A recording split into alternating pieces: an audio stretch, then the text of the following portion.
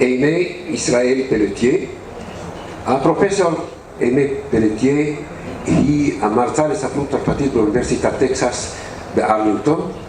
את התואר דוקטור היא עשתה באוניברסיטת רטגרס, חיברה מאמרים וספרים בנושא ספרות צרפתית וקולנוע. הספרה האחרון על הים התיכון ועל הנילוס, יהודי מצרים, הופיע בהוצאת אוניברסיטת אינדיאנה, והיא עובדת עתה על ספר חדש בנושא יחסי ספרות ותרבות בין סופרים יהודיים לסופרים לא יהודיים מהמגרב ומהלבנט. ועכשיו, פרופסור אימי, s'il vous plaît. Voilà. Le livre que je viens de publier est en anglais. Je suis née au Caire en décembre 1948, c'est mon âge maintenant. J'ai quitté en mars 1961 pour Paris, en route pour les États-Unis où nous sommes arrivés, ma famille et moi, à la fin de cette même année, en décembre 1961. J'avais 12 ans. Aux États-Unis, j'ai vécu auprès de mes parents, de ma grand-mère. Je connaissais bien mes tantes, oncles, cousins, cousines et d'autres. Bon, alors comme je disais, je voulais comprendre si on était égyptien et comment on se sentait vis-à-vis les autres autour de nous. Je savais que dans la génération, comme j'ai dit, de mes grands-parents et de mes arrière-grands-parents, que beaucoup venaient d'ailleurs, qui venaient de Turquie, Izmir, qui venaient de Syrie, Tunisie, d'Irak et partout ailleurs. J'ai mis à part, et ça c'est important, j'ai mis à part la question politique et le problème de citoyenneté, et je me suis demandé si on s'identifiait à l'Égypte, si on se sentait, si on se considérait des Égyptiens attachés à ce pays comme à un pays natal. Je me suis posé aussi d'autres questions que je traite dans mon livre, mais je me limite ici, heureusement pour vous, à cette seule question d'appartenance, que je trouve une question importante et très complexe. Comme beaucoup ici le savent, pendant le 19e siècle, des Juifs de partout sont venus repeupler, pour ainsi dire, l'Égypte. Je dis repeupler car des communautés juives importantes existaient déjà en Égypte depuis des millénaires sans discontinuer. Comme le montre le très célèbre historien de la Guéniza du Caire, S.D. Goïten, le peuple juif est un peuple méditerranéen et l'Égypte a été depuis des milliers d'années le pôle d'attraction pour les peuples juifs et non juifs qui habitaient autour de la Méditerranée, nord et sud de la Méditerranée. Au début du XIXe siècle, donc, à partir du règne ottoman de Mohamed Ali jusqu'au début du XXe, des commerçants, des ouvriers aussi, des artisans, des entrepreneurs et des réfugiés politiques ont été attirés par l'Égypte à une époque où l'utilisation de passeports et de documents de nationalité n'était pas standard. Ils arrivèrent des Balkans, et vous savez bien sûr, vous savez tout ça, la Roumanie, la Macédoine, etc. Ils venaient aussi de Grèce et de Turquie, d'Arménie, d'Italie, de France, d'Afrique du Nord, du Levant et d'Irak. Beaucoup s'installèrent définitivement en Égypte, d'autres étaient saisonniers. Durant cette longue période, l'Égypte était hospitalière. Un pays méditerranéen abritant une société dynamique et ouverte, une économie en plein essor, alimentée par un désir de modernisation, l'Égypte attirait les immigrants comme un aimant. Notons qu'entre les années 1800 et 1957, la population égyptienne passa de 4,5 millions, 4,5 millions d'habitants au total, à 24 millions d'habitants en 1957. 24 millions d'habitants, voilà. Donc il est stupéfiant de constater aussi que de 1897 à 1907, en 10 ans seulement, le nombre d'habitants du Caire nés en dehors, n'est-ce pas, en dehors d'Égypte, passa d'environ 35 000 à 75 000. Et il en a été de même pour Alexandrie. Quant à la population des Juifs, au milieu des années 1800, on estime qu'il y avait entre 6 000 et 7 000 personnes sur une population, comme j'ai dit, de 4,5 millions. Et qu'entre 1897 à 1917, la population juive a plus que doublé, de 25 000 à environ 60 000. En 1948, elle est estimée environ 90 000. C'est dans ce contexte dynamique, cosmopolite et libéral que la communauté juive a prospéré et s'est liée encore une fois de plus avec l'Égypte. Pour comprendre la question d'appartenance, j'ai commencé par lire les mémoires d'expériences individuelles. Ensuite, j'ai étudié les historiens sur l'Égypte moderne et je me suis appuyée sur les œuvres de 5 écrivains en particulier. J'ai aussi traité d'autres écrivains, mais 5 en particulier: le psychanalyste Jacques Hassoun, l'essayiste et aussi romancière Jacqueline Shohet-Kahanoff, le poète lauréat Edmond Jabès, l'animatrice et romancière Paula Jacques et l'essayiste et romancier André Assimon. Tous les 5 nés juifs en Égypte et dont l'œuvre vise frontalement la condition juive en Égypte et en exil. C'est à partir de leurs écrits et de mes recherches que je propose la thèse suivante. Au-delà de la politique et du nationalisme qui les a exclus, le sentiment d'appartenance des Juifs d'Égypte était ferme, il était solide. Premièrement, ils étaient liés à la terre, à la Méditerranée, au paysage, à la géographie et à la culture méditerranéenne, une culture ouverte et hospitalière qui depuis des millénaires les avait accueillis. Deuxièmement, ils étaient liés aussi au Nil et au désert, à l'histoire pharaonique et biblique qui leur a laissé un mythe formidable.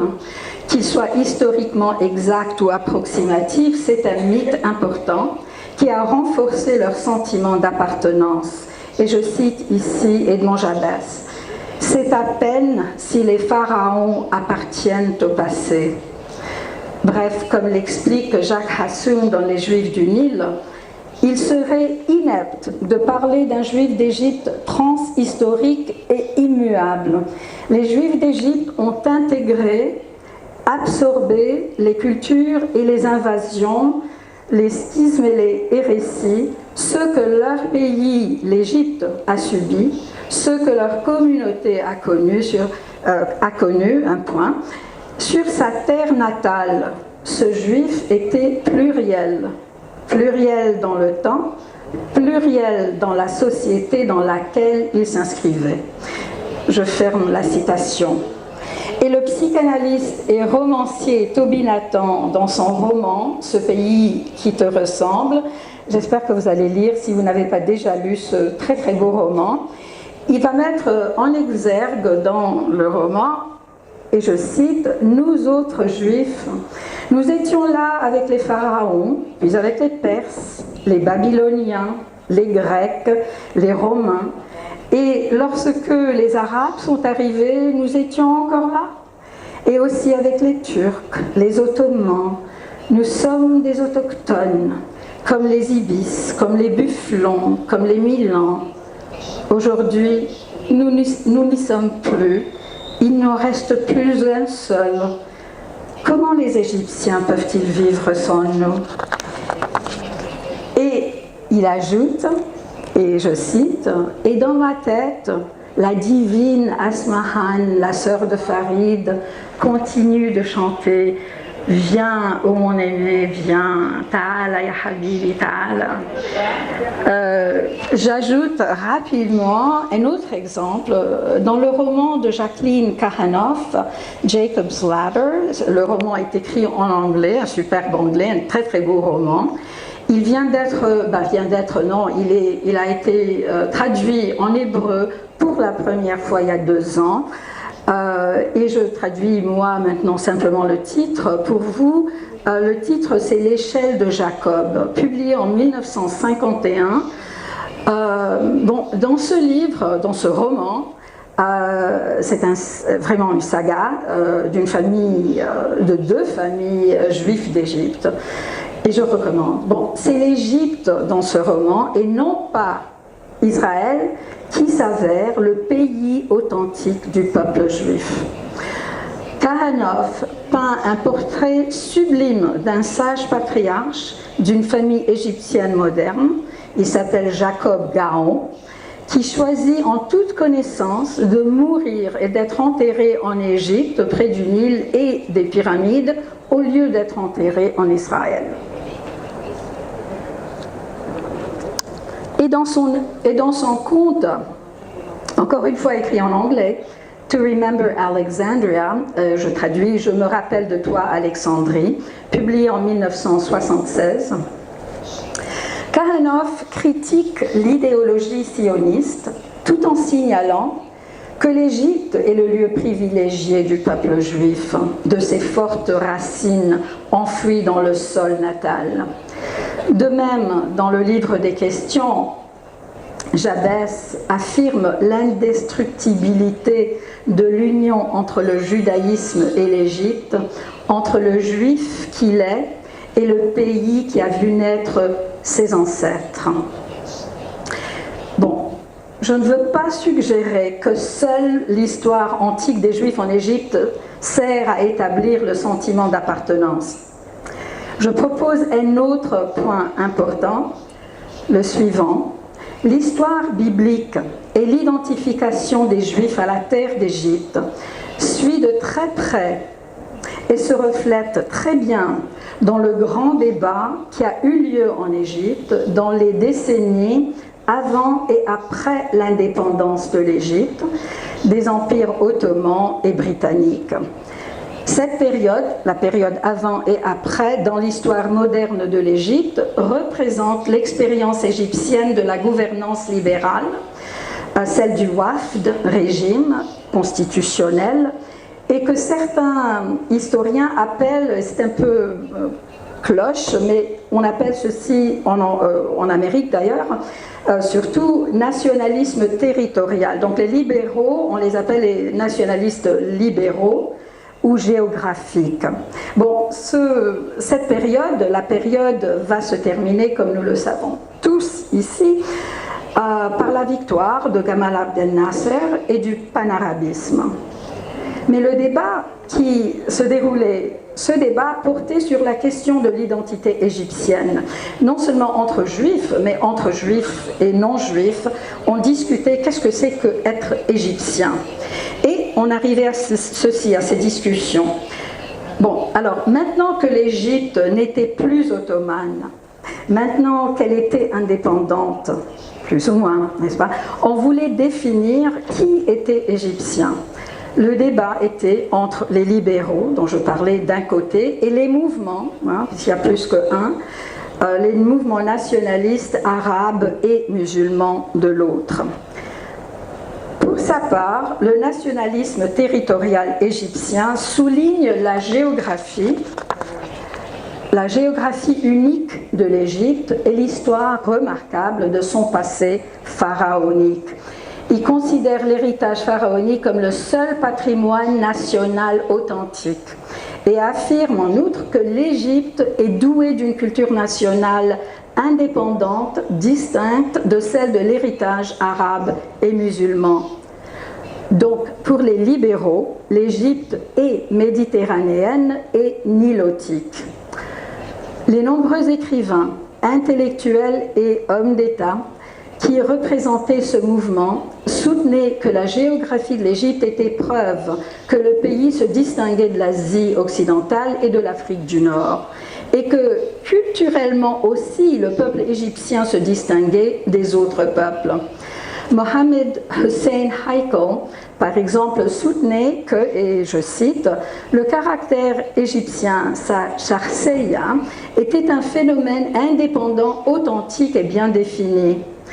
Pour Ahmed Lotfi El-Sayed, il fallait que l'Égypte protège et préserve les racines du peuple égyptien qui remontaient à l'époque pharaonique. Juifs et coptes étaient inclus. En outre, les intellectuels libéraux supposaient une corrélation entre le caractère égyptien et l'avènement de la modernité. Dans l'ensemble, ils rejetaient l'idée que la modernité était uniquement un concept occidental. Il est sorti aussi bien, disait-il, de l'héritage pharaonique et a été renforcé d'un côté par le modèle turc de la rupture avec l'islam historique et d'un autre côté par le modèle du mouvement appelé Sha'arbeya qui glorifiait les idées et les peuples anciens et non arabes, et ceci date du 9e au 10e siècle. Quant à l'héritage arabe, pour les libéraux d'Égypte, pour les libéraux, l'Égypte n'est pas un pays arabe. Un point de vue assez commun à cette époque. L'historienne Jessica Margolin souligne que presque personne au Moyen-Orient ne se disait arabe avant la fin du XIXe siècle, sauf peut-être les Bédouins. Ibn Khaldoun, l'historien le plus respecté des Arabes et un arabe lui-même, soutenait que les Arabes et les Égyptiens étaient des peuples différents. Et Saad Zarloul, le chef de la révolution de 1919 et du Wafd, le premier gouvernement élu en Égypte, un homme considéré le symbole de cette nouvelle Égypte, un homme de la campagne, Fallah, qui était resté vraiment égyptien, était lui-même de ce point de vue. Les historiens sont d'accord pour dire que Zarloul, et ici je cite, ne prêtait aucune attention soit à la dimension arabe de l'Égypte, soit à une possible connexion entre les deux nationalismes égyptiens en concurrence, le mouvement libéral d'un côté et le mouvement arabe. Et je ferme la citation. Lorsque le débat entre les deux nationalismes libéral et arabe a été réglé vers 1952, ces effets ont été désastreux pour notre communauté juive. Le changement a pris les juifs, comme souvent les juifs se font attraper quand un système politique est remplacé par un autre. Je considère donc que le sentiment d'appartenance des Juifs d'Égypte repose sur cette image de l'Égypte qui a été formulée par le mouvement nationaliste territorial égyptien. C'est à cette Égypte libérale et ouverte que les Juifs d'Égypte s'identifient. Une Égypte hospitalière, tournée vers l'extérieur, connectée, et qui est en même temps profondément enracinée dans le paysage et dans l'histoire qui marque l'unicité de l'Égypte.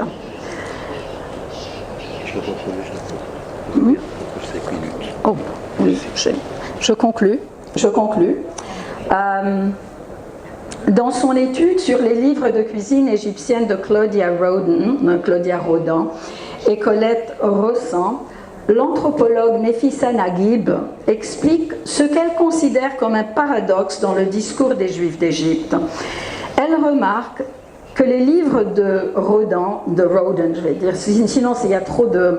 la rime est trop forte, alors je vais dire Rodin et de Rossan, autrement c'est Rodin et Rossan, c'est pas joli. Ok, alors Rodin et Rossan expriment le sentiment, et là je cite, d'avoir possédé une Égypte qu'elles ont perdue, et qu'elles ne peuvent récupérer qu'à travers les souvenirs d'une Égypte qui n'existait pas pour elles quand elles vivaient en Égypte. D'après Naguib, et je cite toujours, il y a une forte contradiction entre leur ancienne incapacité à se considérer comme des Égyptiennes quand elles vivaient réellement dans le pays et la nostalgie professée des exilés. Et je ferme les citations. Je dois dire que ce que Naguib, et beaucoup d'autres d'ailleurs, ne voient pas dans les discours identitaires de Roden et Rossan, que Naguib caractérise de mauvaise foi, est une simple vérité facile à voir si on est de bonne volonté. Roden et Rossan ont vécu un changement radical, bouleversant et désastreux pour elles. Comme dit Levana dans le beau film Starting Over Again de Elliot Malki et de Ruggero Gabay, et je cite approximativement Levana, dans l'expérience de beaucoup, le monde de la communauté égyptienne a changé du jour au lendemain. Du jour au lendemain, ils ont été traités comme des criminels et des usurpateurs.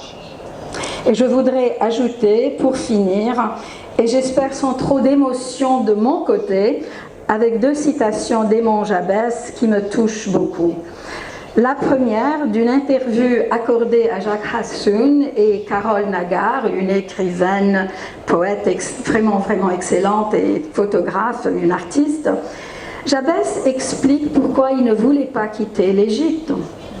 Et je cite, « Ce n'était pas, croyez-moi, une situation sociale, même aisée, qui m'empêchait de faire le saut, mais le pays, le peuple, avec sa sagesse et son humour, mais le ciel, mais le désert, surtout le désert, mon désert. » Et la deuxième citation est de son merveilleux livre « Un étranger avec sous le bras », un livre de petit format publié en 1989.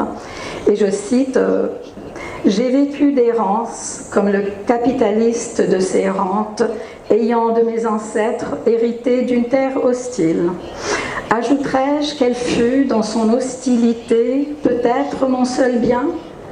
Merci. » C'est beau, hein? אפשר לקרוא לך אהובה? אהובה, כן, כן, אהובה. אמת, אהובה. באמת תודה רבה לאהובה, אמת שלנו, באמת תודה רבה.